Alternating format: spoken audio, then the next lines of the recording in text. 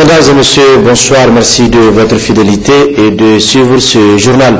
Le président de la République, chef de l'État, a accordé ce matin 2 audiences. Issoufou Mamadou s'est d'abord entretenu avec le secrétaire exécutif du Conseil de l'Entente. À l'ordre du jour de cette rencontre, la 3e conférence des chefs d'État du Conseil de l'Entente prévue se tenir le 15 décembre prochain à Niamey. Patrice Kwame à la sortie de l'audience. Le 15 décembre prochain se tient la 3e conférence des chefs d'État du Conseil de l'Entente à Niamey, présidée par son Excellence Issoufou Mamadou, président de la République du Niger, qui est le président de l'exercice du Conseil de l'Entente. Donc je suis venu faire le point de dossier avec lui, le programme de séjour des chefs d'État et l'avant-projet d'ordre du jour de cette réunion. Ça va être une réunion intéressante pour mettre au point un certain nombre de mécanismes pour renforcer la coopération politique et sécuritaire entre les pays membres du Conseil de l'Entente.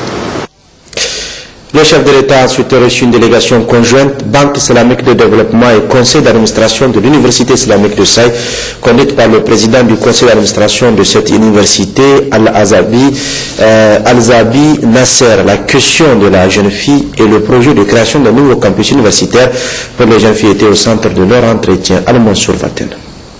La rencontre a essentiellement porté sur l'intérêt apporté par M. le Président de la République à l'éducation des jeunes filles et surtout le nouveau projet de campus universitaire pour les jeunes filles qui sera à Niamey et qui dépendra de l'Université islamique de Saï. Nous avons remis un message de Dr Ahmed Mohamed Ali, président de la Banque islamique de développement, à son Excellence Monsieur le Président de la République, qui a bien voulu nous rassurer de l'importance accordée par le Niger à l'éducation des filles et à ce grand projet qui sera un projet phare en matière de l'enseignement des jeunes filles ici à Niamey, et que toutes les dispositions seront prises pour le démarrage de cet important projet. À part cela, bien sûr, Monsieur le Président de la République nous a donné ses directives en ce qui concerne un certain nombre de projets dans le portefeuille de la Banque islamique de développement, le portefeuille actuel et les projets futurs, essentiellement pour renforcer le développement au Niger, mais également pour renforcer les relations, l'intégration régionale et économique avec les pays voisins.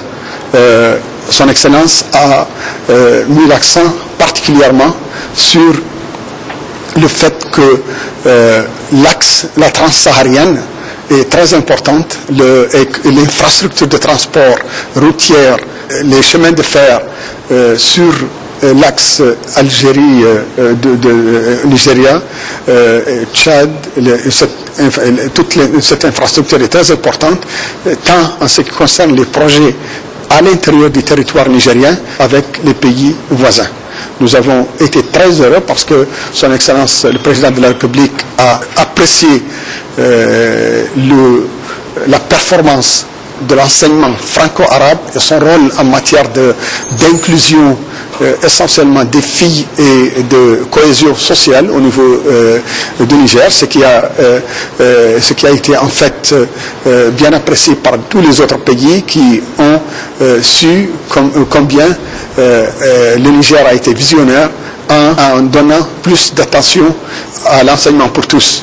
Monsieur le Président a également mis l'accent sur l'objectif de renforcer davantage le ratio d'enseignement professionnel par rapport à l'enseignement général.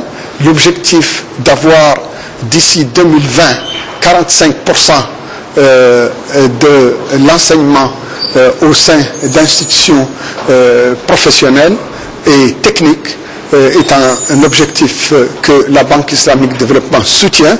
Nous nous félicitons de l'avancée qui a été réalisée par le Niger en quelques années, en portant ce numéro de 8% en 2011 à 23% en 2015 et très prochainement, peut-être en 2016, on atteindra le 25%. C'est un acquis très important et que les autres pays veulent apprendre et copier. Le rapport entre l'enseignement technique et professionnel et l'enseignement général est un aspect de la performance du secteur de l'éducation et d'ailleurs du développement et de la cohésion sociale en cette phase du développement en Afrique subsaharienne. Eh bien, c'est également à l'Assemblée nationale cette fois-ci où le président de cette institution, Amadou Salifou, s'est entretenu avec une délégation belge conduite par la sénatrice Anne Lambelin. La coopération entre le Sénat belge et l'Assemblée nationale du Niger était au centre de leur entretien. Alors, nous avons discuté du fonctionnement de nos parlements respectifs en comparant finalement le fonctionnement de nos administrations. C'était très intéressant comme discussion parce que nous avons eu l'occasion de comparer la manière de faire les comptes rendus, de séances, etc.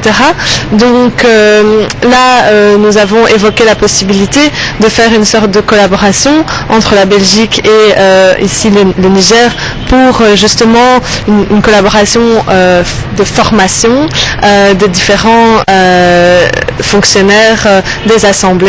Ce serait intéressant dans les deux sens. Ça, c'était la première partie de notre rencontre.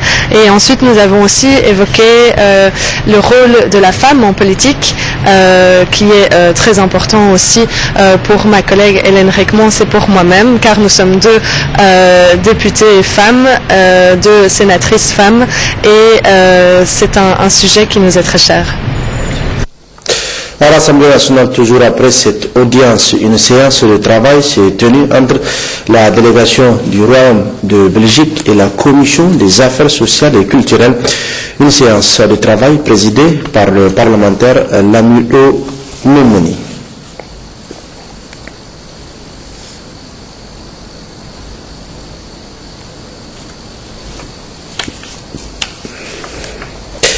Au niveau de cette institution toujours, la deuxième session ordinaire au titre de l'année 2015 de l'Assemblée nationale dite session budgétaire se poursuit ce matin. Les parlementaires ont procédé à l'examen et à l'adoption de 3 projets de loi entrant dans le cadre de l'amélioration des conditions de vie des populations nigériennes. Achatou Moukela et Hamani Seni. Il s'agit du projet de loi autorisant la ratification de la convention de crédit d'un montant de 26 millions d'euros signé en 2015 entre le Niger et l'Agence française de développement relative à la réalisation du projet d'hydraulique urbaine et d'assainissement de la ville de Niamey.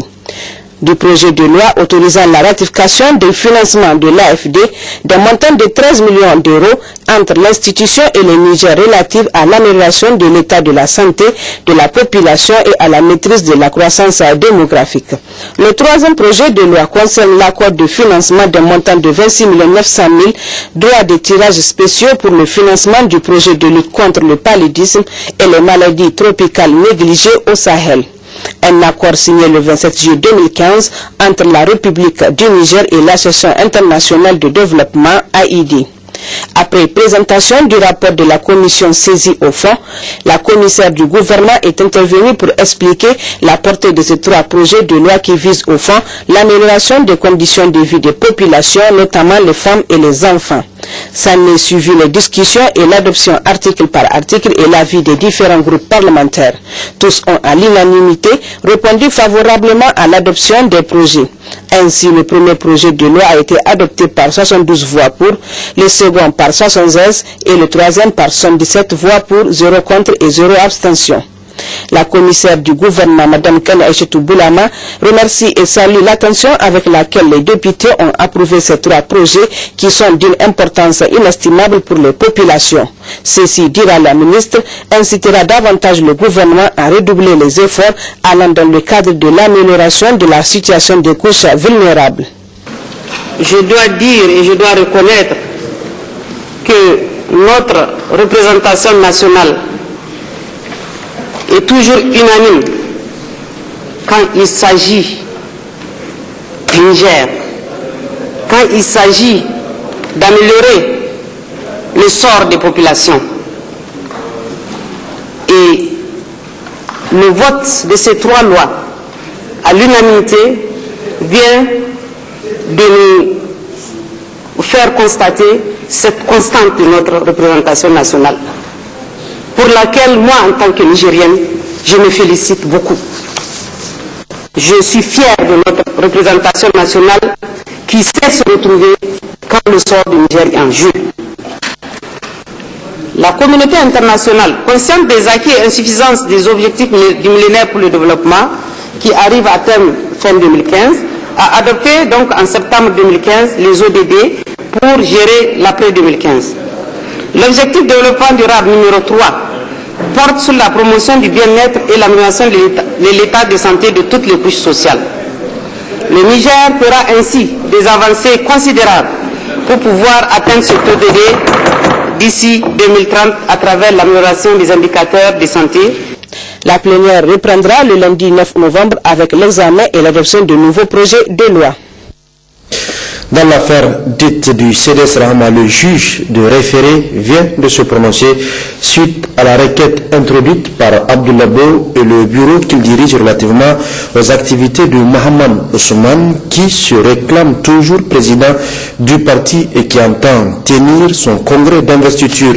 Ainsi, le juge reçoit Abdoulaye Bo en sa requête et au fond, le juge de référé ordonne l'interdiction du congrès extraordinaire prévu se tenir du 7 au 8 novembre à Zander. Enfin, le juge ordonne l'exécution provisoire sur minute de la présente décision. La grande salle du palais de congrès de Niamey a servi de cadre mercredi dernier au vernissage du livre Issoufou Mahamadou Zaki, les boutures de manioc de l'écrivain Adraman Harouna, directeur fondateur des éditions du Monde Axan. Le Premier ministre Brigitte Raffini, plusieurs personnalités proches du président de la République ont assisté au vernissage du dit document qui est une biographie de Issoufou Mahamadou et dont la rédaction a duré 5 ans. Gérald Abdelaziz. Initialement, le sous-titre retenu était « La prodigieuse ascension d'un enfant du terroir ». Puis au fur et à mesure que je progressais dans mon projet, un autre titre, certainement plus sibyllin, s'est irrépressiblement imposé à moi, « Les boutures de manioc ». Ce sous-titre, particulièrement, suscite certainement quelques interrogations. Mais comme le lecteur le découvrira lui-même au fil de sa lecture, il symbolise à lui tout seul une part essentielle de la vie d'Issoufou Mahamadou. D'une part, il rappelle le tout dernier entretien qu'Issoufou a eu avec son père avant que celui-ci ne décède quelques minutes plus tard. D'autre part, il met en relief le long et difficile chemin parcouru par le petit gamin de Dandaji qui a su courageusement se frayer un chemin de son vieux champ de manioc familial situé au village, au tapis feutré du palais présidentiel de Niamey. L'ouvrage Issoufou Mahamadou Zaki, les boutures de manioc, présenté hier dans l'après-midi au palais de congrès au public, parmi lesquels se trouvait le Premier ministre Brigitte Raffini, est une biographie du président Issoufou Mahamadou. Le livre volumineux de 424 pages permet de mieux connaître la personnalité. Le lecteur découvrira d'abord dans la première partie intitulée L'homme, le milieu familial qu'il a vu naître et grandir, ses parents, son enfance, son exceptionnel cursus scolaire et universitaire, puis sa carrière professionnelle. L'auteur nous rappelle ensuite dans la seconde partie du document intitulé L'engagement militant, son passé militant au sein de l'Union des scolaires nigériens USN, la création et la gouvernance de sa formation politique, le Parti nigérien pour la démocratie et le socialisme PNDS-Tarea, ainsi que les 20 années d'une opposition politique des plus éprouvantes. La troisième et dernière partie du livre à la présidence de la République rappelle d'abord son opposition intransigeante à la tentative de Mamadou Tanja de briguer un troisième mandat en violation de la Constitution, revient ensuite sur son élection à la présidence de la République et propose enfin un bilan des années 2011-2014 avec des pistes ouvertes pour le futur. Pour la rédaction de l'ouvrage, Abdraman Harouna a entrepris un long périple qui l'a conduit dans les profondeurs du Niger. Il y a recueilli de nombreux témoignages auprès de ceux qui ont été les témoins du parcours du président Issoufou. Certains d'entre eux et d'autres personnes comme Ali Hussein Suleiman, Karijou Mamadou, Garba Jibo, Madame Nion, Madame Foumokoy et surtout Kane Suleiman qui a d'ailleurs préfacé le livre ont à l'occasion du vernissage témoigné du parcours exceptionnel de Mahamadou Issoufou, surnommé Zaki pour ses nombreuses qualités que même ses adversaires lui reconnaissent et l'assurance d'une gouvernance porteuse d'avenir pour le Niger. Issoufou a toujours donné l'impression de quelqu'un de modéré, mais dans le fond, extrêmement gauchiste. J'ai dit pas extrêmement, mais vous ne pouvez pas sentir ça dans ce langage. Ainsi de suite, souvent c'est comme ça que certains se trompent. Ils pensent que d'ici, non. Et Dieu merci, donc nous nous sommes retrouvés dans le parti, etc. Maintenant, je demanderai, s'il vous plaît, qu'on me présente les photos. Et là, je remercierai mon épouse, je crois qu'elle est là, qui a su garder toutes les photos. Mais je sais pourquoi, parce qu'elle était impliquée. Si certaines photos étaient venues après, on allait me les déchirer. Quand vous voyez, il faut regarder les photos là. Il a l'air visionnaire, ok, donc contraire au marxisme. Je vous assure, à tout moment, toute photo, moi quand souvent on prend la montre là, je fais comme ça pour qu'on la voit. Si j'ai Kolmao, je fais comme ça pour voir Kolmao. Mais lui, si vous regardez, il est toujours ailleurs. Et c'est après que j'ai compris que c'est un visionnaire. C'est après que j'ai compris Issoufou est en avance sur son temps. Jusqu'au jour où on était ensemble, je lui ai demandé, mais toi là, moi quand j'ai fini mes études, je voulais être enseignant. À partir du brevet, instituteur adjoint, et puis je me marie, j'achète un cheval. C'était ça mon rêve. D'Achamboubou, on était au CM2, il a dit au boy de notre directeur d'école, qui s'appelle Salou, mais Salou, tes chaussures là, si je deviens, j'ai fini mes études, est-ce que je peux acheter tes chaussures? Acheter au bâtiment. Et il est maintenant ingénieur et pas un chaussée. Mais un jour, je causais avec Issou, j'ai dit, mais toi là, moi je vais essayer, et toi? Il dit, lui, tout ce qu'il sait, quand il était au collège, quelqu'un lui a demandé, bon écoute, Inia, pense à ce que tu veux. Lui, il a pensé, vous savez quoi? Collège, il va être président de la République. Mais quand il m'a dit ça, j'ai dit, mais Issou, mais est-ce que tu sais c'est quoi président de la République? Moi, j'ai vu Djori, etc. Et c'est comme ça que j'ai compris plus tard tout le comportement d'Issoufou aller dans ce sens. L'auteur du présent ouvrage, M. Abdraman Harouna, que j'ai eu le bonheur de rencontrer en 2010, à la naissance même de son projet de biographie, m'a impressionné par son attachement à la personne de son Excellence Issoufou Mahamadou, et surtout aux idéaux qu'incarne celui-ci. Je dois avouer que j'étais littéralement aux gens et je lui ai répondu, il le mérite amplement. C'était mon simple commentaire. Et aujourd'hui, je suis heureux d'être associé à l'aboutissement de ce projet à travers le vernissage de cet ouvrage auquel il a consacré 5 ans de travail de sa vie. Durant ces 5 ans, j'ai eu le loisir d'admirer le courage et sa persévérance face à certaines pesanteurs ou aux obstacles les plus inattendus qui sont érigés sur son chemin. Pour l'avoir lu plusieurs fois, je peux affirmer que cet ouvrage est extrêmement documenté. Et l'auteur a su garder la liberté de ton, ainsi que la rigueur scientifique nécessaire à une analyse lucide. On retiendra aussi de ce livre fortement recommandé qu'à l'heure où le Niger, pays du Sahel, connaît un environnement difficile, le président Issoufou a démontré par ses paroles et ses actes forts, tant à Niamey qu'au sein de l'Union africaine et de l'ONU, ses capacités d'homme d'État et son souci d'une Afrique démocratique. Avec cette biographie, Abdraman Harouna, ancien membre de l'USN qu'il a représenté à la conférence nationale souveraine de 1991, directeur fondateur des éditions du Mombagazan, auteur de plusieurs ouvrages de littérature générale, signe son entrée dans la dimension politique de l'écriture. Ouverture à Niamey de la première rencontre des secrétaires généraux de gouvernement des États membres de l'UEMOA, Union économique et monétaire ouest-africaine, sous le thème le rôle des secrétaires généraux de gouvernement dans l'effectivité des décisions prises par les instances communautaires de l'UEMOA. Et c'est le Premier ministre chef du gouvernement, Brigitte Raffini, qui a présidé la dite cérémonie. Khadijatou Hassan.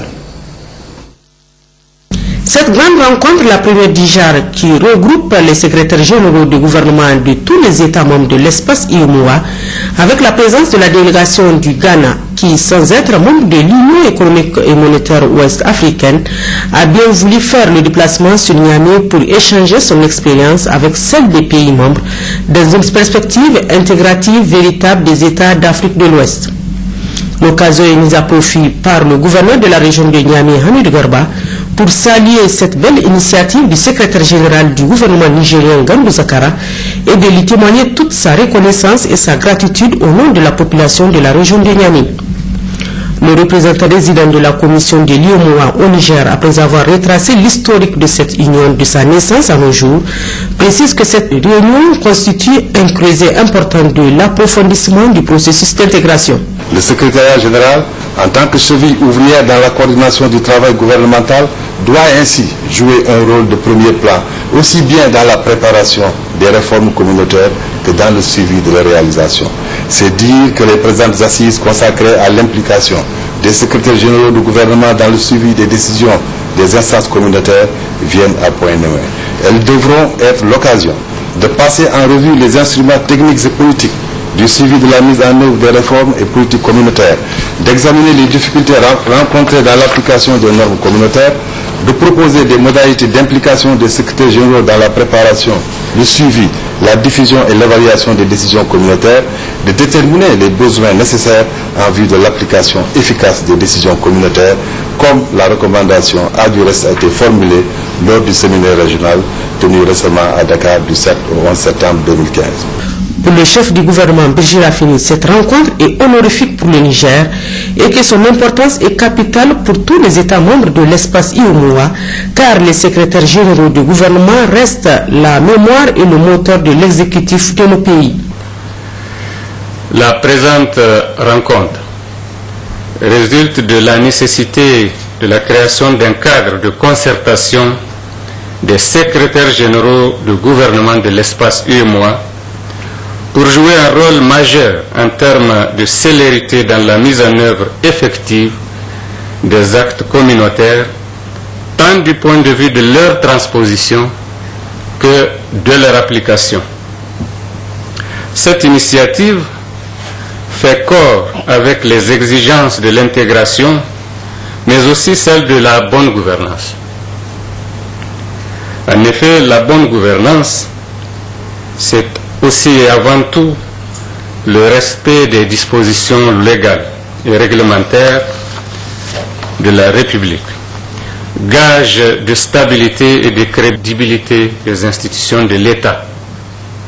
C'est fort de cette conviction que le programme de Renaissance, président de la République, a fait une place de choix à la gouvernance de qualité. Cette volonté s'est ainsi traduite, entre autres, par la réforme du secrétariat général du gouvernement en lui conférant de nouvelles attributions dans le cadre de la coordination du travail gouvernemental. La création de l'inspection générale de la gouvernance administrative et la création du comité de suivi, de veille et de transposition des actes communautaires de l'UEMOA et de la CEDEAO.